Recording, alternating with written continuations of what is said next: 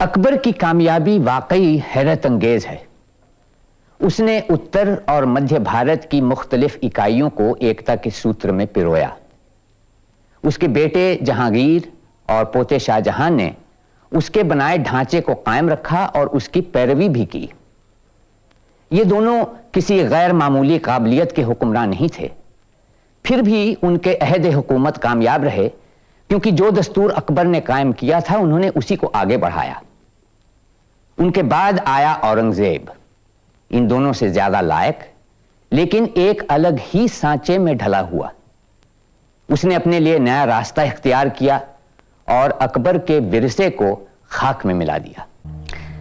शाहजहां के दौर में मुगल शान व शौकत बुलंदी पर थी, साथ में जवाल के भी आसार नुमायां होने लगे। तानाशाही का बोलबाला था, दरबार में साजिशों और मौका परस्ती का जाल फैल चुका था। अकबर की उदारता, फराख दिल्ली और कुशल शासन व्यवस्था गुजरे जमाने की यादें बनकर रह गईं।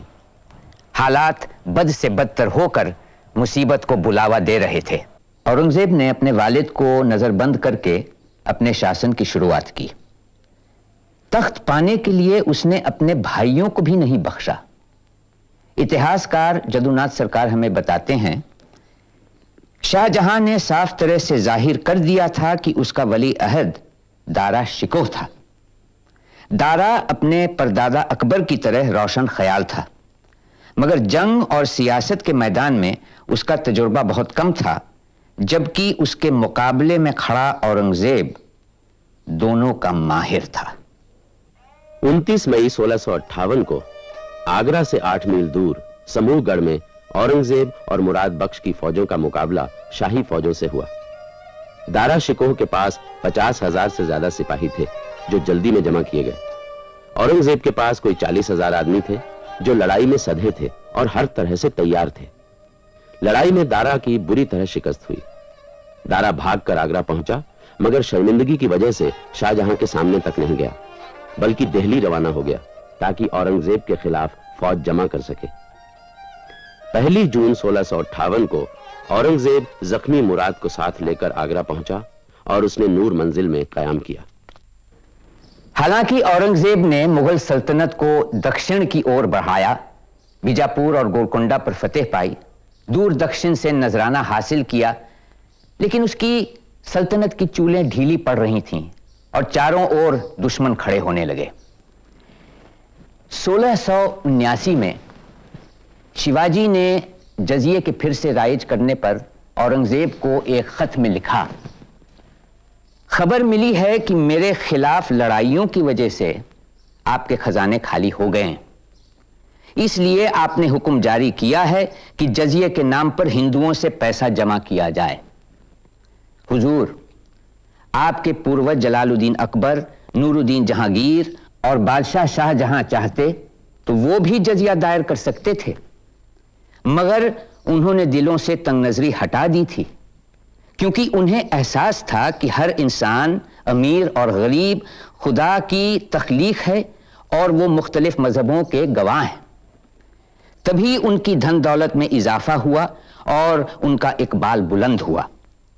मगर हुजूर के राज्य में फौज में अफरा तफरी फैली है, व्यापारी दुखी हैं, मुसलमान रोते हैं, हिंदू आग में उबलते हैं। कई किले और सूबे आपकी गिरफ्त से निकल गए, और क्योंकि मेरी तरफ से तबाही मचाने और उन्हें बर्बाद करने में कोई कोताही नहीं होगी, बाकी भी आपके हाथ से निकल जाएंगे। सन 1707 में तकरीबन 90 साल की तवील उम्र के बाद औरंगजेब की मौत हुई। फौरन तैयारियां शुरू हो गईं कि किसी तरह वो बेशकीमत विरसा हथियाया जाए जो उसने छोड़ा था, यानी हिंदुस्तान। औरंगजेब के राज्य के आखिरी दिनों में मुगल सल्तनत के अलग अलग हिस्सों में जन आंदोलन शुरू होने लगे। सरहद के पठान कबीलों, मथुरा के जाट किसानों, गरीब सतनामियों और औरंगजेब की सख्ती के कारण सिखों ने बगावत की। ये सारी बगावतें एक फजीहत तो थीं, मगर मुगल सल्तनत को असली खतरा मराठों की बढ़ती शक्ति से था। शाहजहां के जमाने में ही शाहजी भोंसले नाम के मराठा सरदार ने सिर उठाया था, लेकिन मराठों का गौरव और मुगल सल्तनत की आफत अगर कोई बना तो वो था उसका बेटा शिवाजी, जो 1630 में पैदा हुआ था। शिवाजी 19 बरस का ही था जब उसने पश्चिमी घाटियों में रहने वालों का एक ऐसा जबरदस्त गिरोह तैयार किया जो उस पर मर मिटने को तैयार थे। वसी मुगल सल्तनत में चारों तरफ पुनरुत्थान का जज्बा फैल रहा था, जो धर्म और कौमियत का मिश्रण था। उस जमाने की कौमियत आज की धर्मनिरपेक्ष कौमियत से यकीनन मुख्तलिफ थी। उस पर सामंतवादी, मुकामी और मजहबी जज्बात का रंग चढ़ा था। शिवाजी भी एक खास मजहबी कौमी जागृति के नुमाइंदे थे। आर्थिक बदहाली और जनता की तबाही ने जमीन तैयार की थी, जिसे सींचा और पाला पोसा तुकाराम और रामदास जैसे संत कवियों ने, और जिसकी फसल तैयार की शिवाजी ने।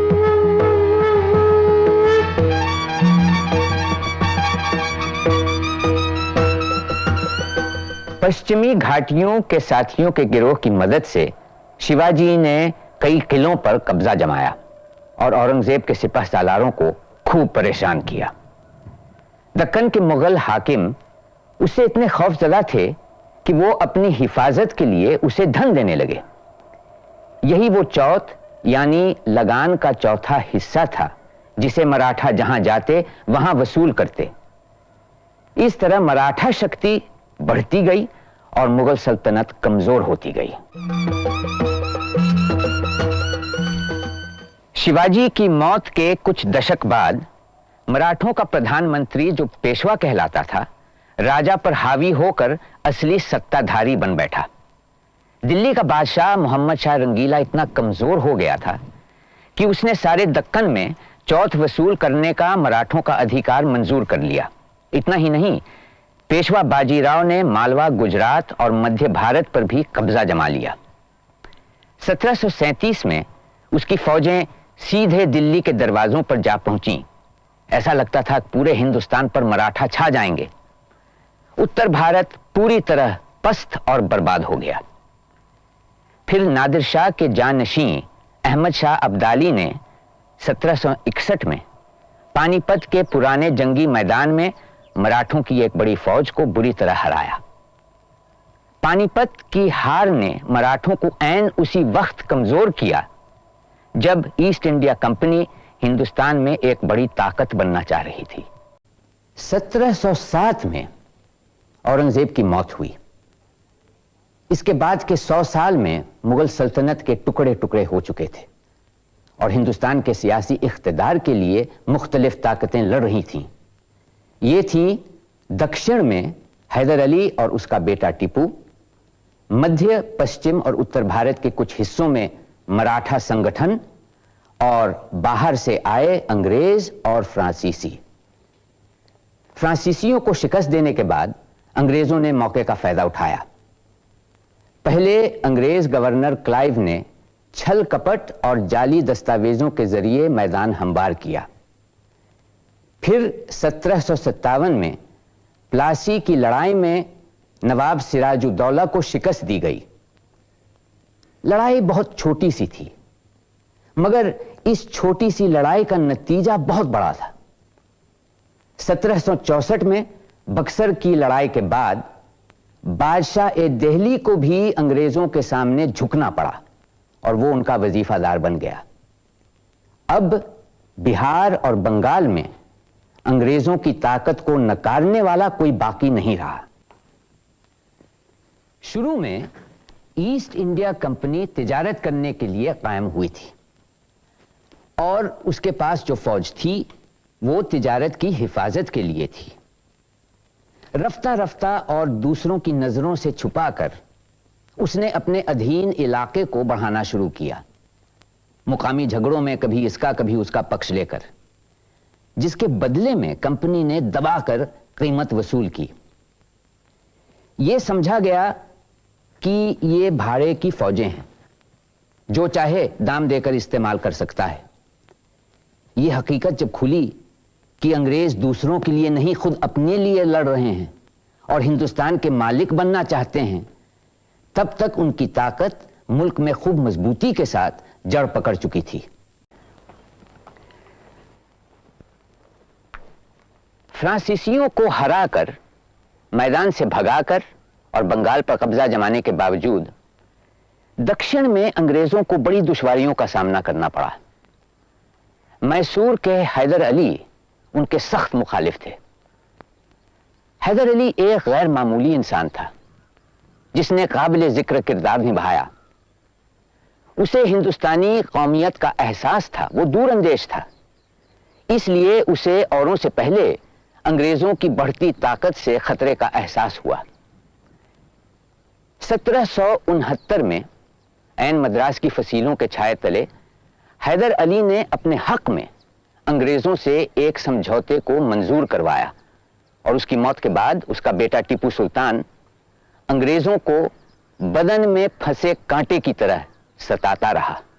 मैसूर के टीपू सुल्तान को आखिरकार 1799 में अंग्रेजों ने शिकस्त दी, तो मैदान ब्रिटिश ईस्ट इंडिया कंपनी बहादुर और मराठा संगठन के आखिरी मुकाबले के लिए साफ हो गया।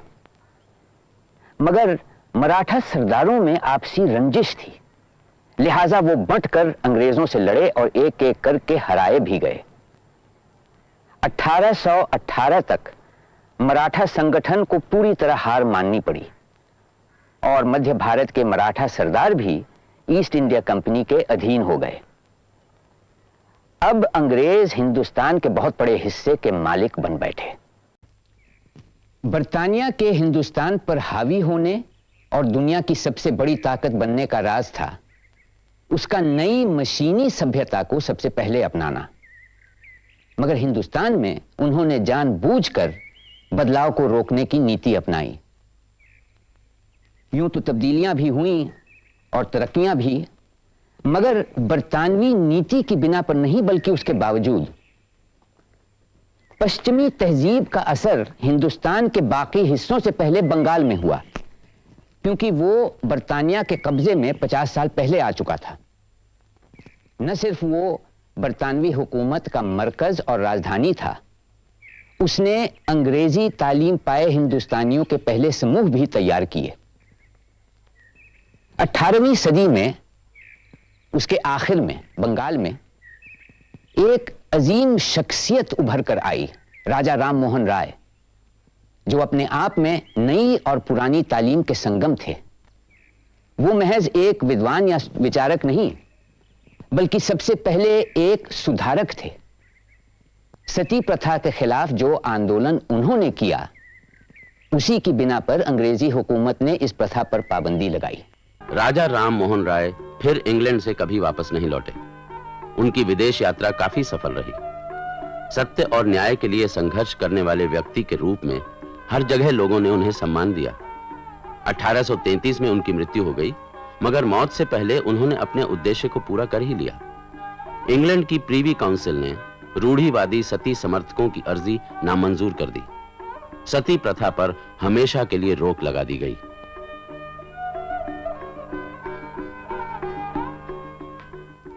19वीं सदी शुरू से आखिर तक पुनर्जागरण का दौर था। अंग्रेजी साहित्य और दस्तूर की सराहना और हिंदुस्तानी रीति रिवाज के कुछ पहलुओं की निंदा हुई, साथ में सियासी सुधार की मांग बढ़ी। मगर यह सब बंगाल के ऊंचे वर्गों तक ही महदूद थे। अंग्रेजों से ताल्लुकात की वजह से जो बदलाव बंगाल में हुआ, उसका असर बाकी हिंदुस्तान में भी हुआ, मगर इतनी शिद्दत से नहीं।